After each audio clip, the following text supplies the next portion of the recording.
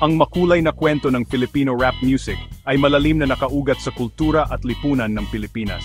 Mula sa mga makukulay na lansangan ng Maynila, kung saan ang sining at musika ay bahagi na ng pang-araw-araw na buhay, nagsimula ang isang kilusan na magbabago sa tanawin ng musika sa bansa. Ito'y kwento ng paghihirap, katatagan, at higit sa lahat, ang kapangyarihan ng musika na magkaisa at magbigay inspirasyon. Sa bawat nota at liriko, nararamdaman ang tibok ng puso ng mga Pilipino na nagkakaisa sa kabila ng mga pagsubok at hamon ng buhay. Ang binhi ng Filipino rap ay nahasik noong dekada 80. Sa panahong ito, ang mga kabataan ay nagsimulang maghanap ng kanilang sariling boses, isang paraan upang maipahayag ang kanilang mga saloobin at damdamin. Panahon ito ng malaking pagbabago sa politika at lipunan ng Pilipinas.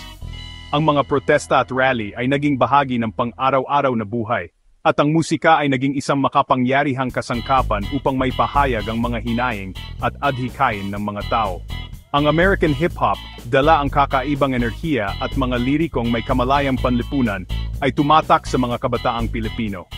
Ang mga boombox ay naging simbolo ng bagong kultura, at ang mga kanta ay nagsilbing inspirasyon upang lumikha ng sariling estilo ng musika. Sumulpot ang mga breakdancing crews, ipinakita ang kanilang galing at nagdagdag ng visual element sa lumalagong hip-hop scene.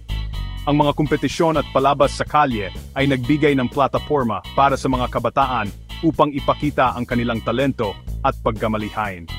Ang mga naunang pioneer na ito ang naglatag ng pundasyon para sa kung ano ang magiging isang makapangyarihan at maimpluwensyang puwersa sa musikang Pilipino. Sila ang nagbigay daan sa mga susunod na henerasyon ng mga artistang Pilipino upang ipagpatuloy ang kanilang nasimulan, dala ang kanilang mga kwento at inspirasyon sa bawat kanta. Walang kwento tungkol sa Filipino rap ang kumpleto kung hindi mababanggit ang icon na si Francis Magalona.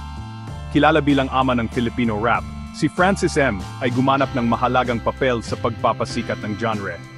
Ang kanyang musika ay pinaghalo ang mga tradisyonal na elementong Pilipino sa modernong hip-hop beats na lumikha ng tunog na pamilyar at bago. Ang impluwensya ni Francis M. ay lumampas pa sa musika. Siya ay naging isang cultural icon, gamit ang kanyang plataporma upang tugunan ang mga isyung panlipunan at magbigay inspirasyon sa isang henerasyon. Habang dinala ni Francis M. ang rap sa mainstream, isang masiglang underground scene ang umuusbong sa ilalim.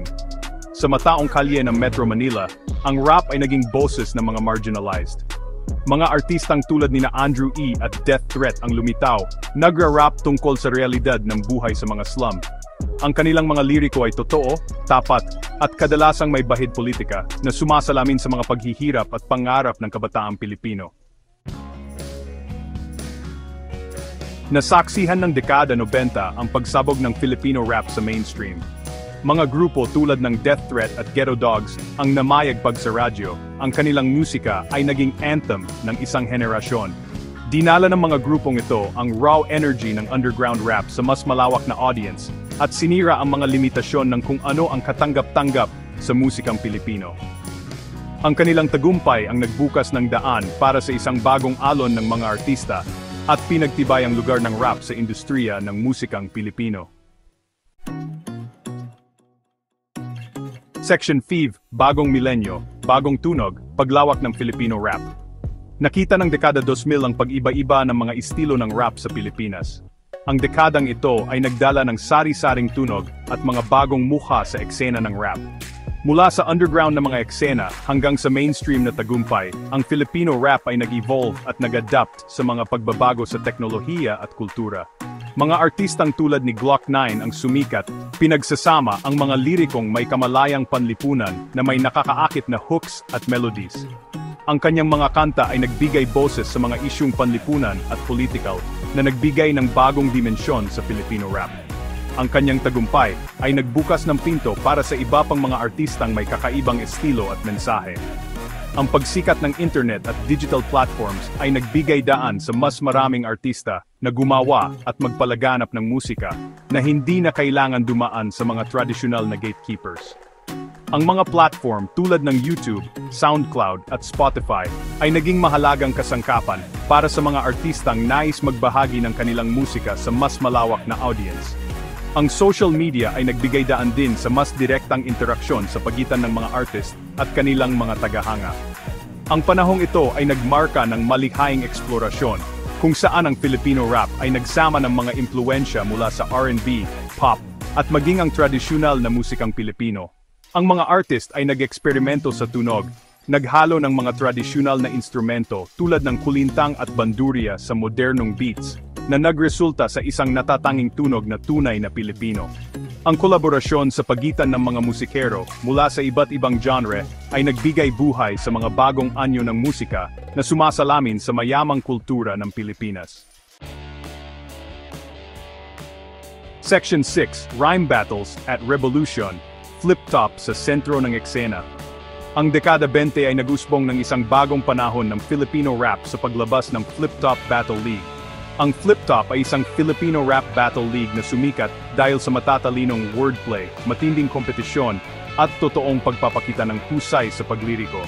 Nagbigay ito ng plataforma para sa mga aspiring rappers na ipakita ang kanilang talento at kumonekta sa mas malawak na audience, na lalong nagtulak sa Filipino rap sa national spotlight. Section 7, Global Beats, Pinoy Flow, Pag-usbong ng bagong henerasyon. Nasaksihan ng dekada 20 ang pandaigdigang pagsikat ng Filipino rap. Mga artistang tulad nina Easy Mill, Shanty Dope, Flo G, Al James ay nakakuha ng international recognition. Ang kanilang musika ay lumalampas sa mga hangganan ng heograpiya, pinagsasama ang mga tradisyonal na tunog ng Pilipino sa mga modernong trap beats at mga lirikong nakaka-relate. Ang mga social media platforms tulad ng YouTube, Spotify, at TikTok ay gumanap ng mahalagang papel sa kanilang tagumpay, na nagpapahintulot sa kanila na kumonekta sa mga tagahanga sa buong mundo. Section 8, Higit pa sa musika, komentaryong panlipunan at impluwensyang kultural. Ang Filipino rap ay higit pa sa musika. Ito ay isang makapangyarihang anyo ng komentaryong panlipunan at isang refleksyon ng kulturang Pilipino. Mula sa mga kalye ng Metro Manila hanggang sa pandaigdigang entablado, ang Filipino rap ay palaging naging boses ng mga walang boses, tinutugunan ng mga issue tulad ng kahirapan, hindi pagkakapantay-pantay, at kawalan ng katarungan sa lipunan. Gumanap din ito ng mahalagang papel sa paghubog ng pagkakakilanlang Pilipino, pinag-iisa ang isang henerasyon sa pamamagitan ng mga pinagsaluhang karanasan at mithiin. Section 9. Ang kinabukasan ay umaagos, hindi mapipigilang momentum ng Filipino rap. Ang kinabukasan ng Filipino rap ay mas maliwanag kaysa dati. Sa bawat bagong kanta at bawat bagong artist, ang genre na ito ay patuloy na umuunlad at lumalawak. Hindi lamang ito isang musika, ito ay isang kilusan na nagdadala ng pag-asa at inspirasyon sa maraming tao. Dahil sa kaibang timpla ng nakakaakit na beats, makabuluhang liriko, at natatanging lasang Pilipino, ang Filipino rap ay nagiging isang mahalagang bahagi ng kultura ng musika. Ang mga artist ay naglalagay ng kanilang puso at kaluluwa sa bawat linya, bawat nota, na nagre-resulta sa musika na tunay na nagmumula sa kanilang mga karanasan at pananaw. Patuloy nitong binibighani ang mga tagapakinig sa buong mundo. Ang mga tao mula sa iba't ibang panig ng mundo ay natututo at na-appreciate ang yaman ng kulturang Pilipino sa pamamagitan ng rap music. Ang mga konserto ay puno ng enerhiya, at ang mga tagahanga ay sumasabay sa bawat beat at liriko. Habang lumilitaw ang mga bagong artista, sila ay nagdadala ng sariwang ideya at estilo sa genre. Ang kanilang pagkamalikhain ay walang hangganan, at patuloy silang nag-eksperimento sa iba't ibang tunog at tema. Tinutulak nila ang mga hangganan ng pagkamalikhain, nagko-collaborate sa isa't isa upang lumikha ng mga bagong tunog na hindi pa naririnig. Ang kanilang dedikasyon sa kanilang sining ay nagre-resulta sa musika na hindi lamang nakakaaliw kundi nagbibigay din ng inspirasyon. Ang Filipino rap ay handang gumawa ng mas malalaking alon sa pandaigdigang eksena ng musika. Ang kanilang presensya sa mga international na festival at event ay patunay na ang kanilang talento ay kinikilala at pinapahalagahan sa buong mundo. Ito ay isang testamento sa kapangyarihan ng musika na higit pa sa wika at mga hadlang sa kultura. Ang musika ay may kakayahang magdala ng mga tao ng magkakasama, anuman ang kanilang pinagmulan o wika. Dala ang mga kwento at pakikibaka ng isang bansa sa mundo. Ang Filipino rap ay nagiging isang tulay na nag-uugnay sa iba't ibang kultura. Ang mga artist ay nagbabahagi ng kanilang mga karanasan, mga pangarap at mga hamon sa kanilang musika na nagiging inspirasyon sa marami. Sa bawat pagtatanghal, ang mga rapper ay nagkukwento ng kanilang buhay, nagbabahagi ng kanilang mga pakikibaka at tagumpay. Ang kanilang musika ay nagiging isang mapapangyarihang paraan ng pagpapahayag na nagdadala ng mga kwento ng isang bansa sa pandaigdigang entablado.